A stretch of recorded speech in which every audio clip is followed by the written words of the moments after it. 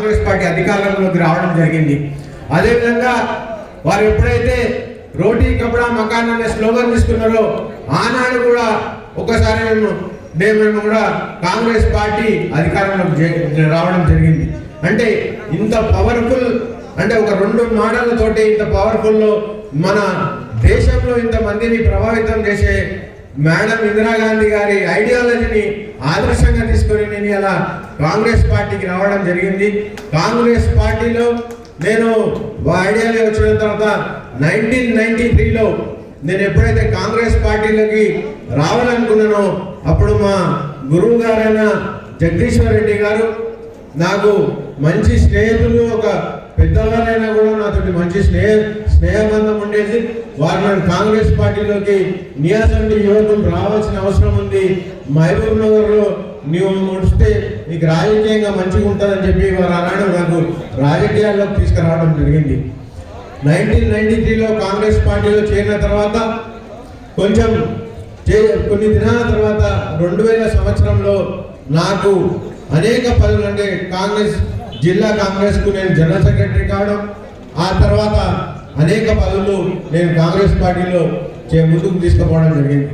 ఈ కాంగ్రెస్ పార్టీ ప్రయాణంలో మొట్టమొదటిగా జగదీశ్వర్ రెడ్డి గారితో ప్రయాణం మొదలుపెట్టినప్పుడు నాకు జయపాల్ రెడ్డి గారు, మల్లికార్జున గౌడ్ గారు, దేవరకొండ విఠలరావు గారు అలాంటి నాయకులు, ముస్తఫా వంటి నాయకులు, అదేవిధంగా మా పులివెరన్న గారు, అదేవిధంగా అబూబకర్ అఫ్సర్ గారు, ఎంతోమంది నాయకులు నన్ను మంచిగా ప్రోత్సహించి రాజకీయాల్లో ముందుండాల్సి, ఎందుకంటే వాళ్ళు చేస్తున్న పనులన్నీ కూడా ప్రజల కోసం చేస్తున్న పనులన్నీ చూసినప్పుడు కూడా నాకు ఎల్లప్పుడూ కూడా వారితో కలిసి ప్రయాణం చేయాలనేది చాలా చాలా గట్టిగా నిర్ణయించుకుని ఆనాటి నుంచి వాళ్ళతో ప్రయాణం చేసిన వారి దీవెనలు దక్కని.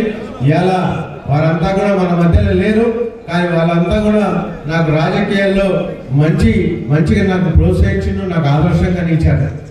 ఇలా రాజకీయాల్లో నా వెంట ఉంటూ మా మొబైల్ కోత్వాల్ గారు కానివ్వండి, అదేవిధంగా డాక్టర్ మల్లురవి గారు కానివ్వండి, మా వంశీచంద్ర రెడ్డి గారు కానివ్వండి, ఇంకా అనేక మంది మిత్రులు, చాలా మంది మిత్రులు ఇక్కడ ఉన్నారు.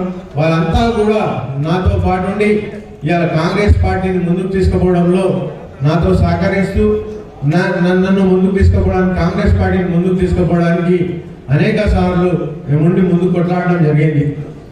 ఎప్పుడైతే 2014లో మేము తెలంగాణ సోనియా గాంధీ మేడం గారు ఎప్పుడైతే తెలంగాణ ఇచ్చిందో, తెలంగాణ ఇచ్చిన తర్వాత కూడా మేము తెలంగాణలో అధికారం రాలేకపోయినాం. ఆనాడు మేము చాలా బాధపడ్డాం. ఎందుకంటే 60 సంవత్సరాల తెలంగాణ కళ అది కేవలం ఎవరితోటి కూడా సాధ్యం కాదు.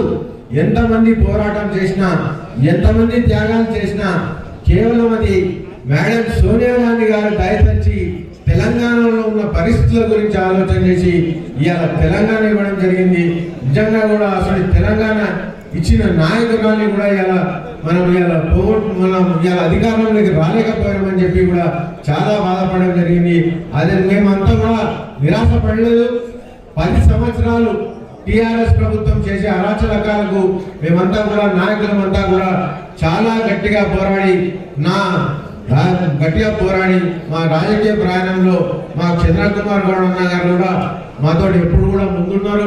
వారు కూడా మాకు ఎప్పుడు కూడా సూచనలు సలహాలు ఇచ్చి ఇవాళ కాంగ్రెస్ పార్టీ మహబూబ్ నగర్లో ఇంత గట్టిగా ఉందంటే నిజంగా కూడా చంద్రకుమార్ గౌడ్ అన్న గారు మాకంతా కూడా ఒక పెద్ద దిక్కుగా ఉండి వారి అందరికీ కూడా కొన్ని నిర్దేశన చేసి వారంతా కూడా మనల్ని ముందుకు తీసుకుపోతున్నారు. నిజంగా కూడా వారికి కూడా నేను ఇవాళ అభినందనలు తెలియజేసుకుంటున్నాను. సామాజిక కోణంలో అన్నీ కూడా ఆలోచించి ఎక్కడ ఎమ్మెల్యేలే బీసీ ఎమ్మెల్యేలు ఉన్న దగ్గర ఓసీ అధ్యక్షుడిని, ఓసీ ఎమ్మెల్యేలు ఉన్న దగ్గర బీసీ లేదా ఎస్సీ లేదా ఎస్టీ అధ్యక్షుల్ని ఇట్లా బ్యాలెన్స్ చేసి ఒక మంచి సందేశాన్ని, ఒక మంచి మెసేజ్ని, సామాజిక న్యాయం అంటే కాంగ్రెస్ పార్టీతోనే సాధ్యం అనేది ముఖ్యమంత్రి గారి సొంత జిల్లా నుంచి కూడా మొదలు పెట్టడం అనేది మనందరం కూడా అర్థం చేసుకోవాలి. దీనికి మన పిసిసి ప్రెసిడెంట్ మహేష్ కుమార్ గౌడ్ గారు, ముఖ్యమంత్రి గారు రేవంత్ రెడ్డి గారు, అలాగే ఏఐసిసిలో ఉన్న మన నాయకులు వంశీచంద్ర గారు, మిగతా అందరు నాయకులు అందరికీ కూడా మనం ధన్యవాదాలు తెలుపుకోవాలి. బ్యాలెన్స్ కోల్పోకుండా సమతూకం సాధించడానికి చాలా శ్రమపడ్డారు. ఎన్నో ఒత్తిళ్లను తట్టుకొని ఈరోజు మంచి నిర్ణయం తీసుకున్నారు. కాబట్టి ప్రతి జిల్లాలో కూడా ఈరోజు సంతోషం వెల్లివిరుస్తూ ఉంది. ఇంత పెద్ద ఎత్తున ఈరోజు సంజీవ్ ముదిరాజ్ గారి ప్రమాణ స్వీకారానికి స్వచ్ఛందంగా తరలి వచ్చిండ్రు అంటే అందరూ కూడా దీన్ని ఆమోదించిండ్రు, సంతోషంగా ఉన్నారు. పార్టీ అందరికీ న్యాయం చేస్తుందన్న నమ్మకంతో ఉన్నారు. అయితే ఈరోజు వేదిక నుంచి మా కార్యకర్తలకు కానీ నాయకులకు కానీ ఒక విషయం చెప్పదలుచుకున్నాం. జిఎంఆర్ గారు అధ్యక్షుడు అయినప్పుడు చాలా కష్టమైన పరిస్థితి.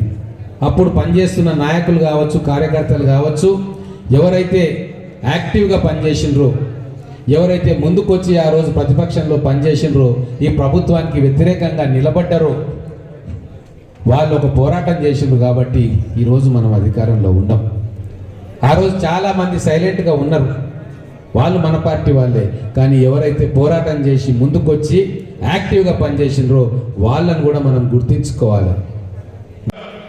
మనం అపోజిషన్ అడిగే హక్కు ఏర్పడుతుంది. లేకపోతే అందరు మమ్మల్ని తిడుతుంది. ఏం తప్పు చేసినాం రాబోయ్, ఢిల్లీ పోతుంది, ధర్నా చేస్తుంది, ముఖ్యమంత్రి కూర్చునే ఈడ కూడా గవర్నర్కి ఇస్తే ఆర్డినెన్స్ ఆమె ఆయనేమో ఏది కోల్డ్ స్టోరేజ్లో పెడతారు.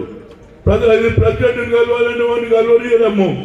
ఇక ఏంటిగా మమ్మల్ని ఎందుకు తిడుతుంది? మీరేం చేసిండ్రు ఇన్నేళ్ళు?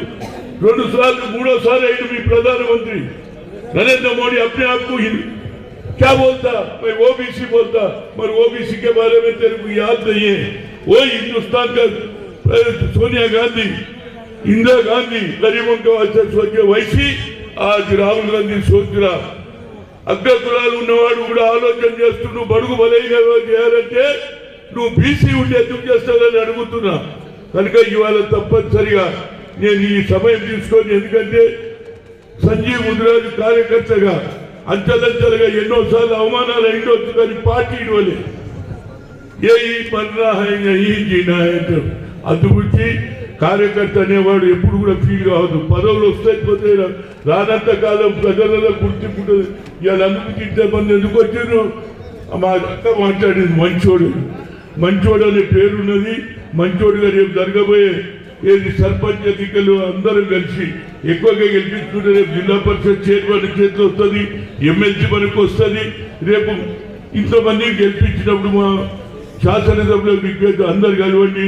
మనం తప్పనిసరిగా ఎక్కువ సీట్లు గెలిపిస్తే, ఎక్కువ సర్పంచులు గెలిపిస్తే ముఖ్యమంత్రి గారు కూడా మంచి పేరు వస్తుందని చెప్తూ ఈ అవకాశం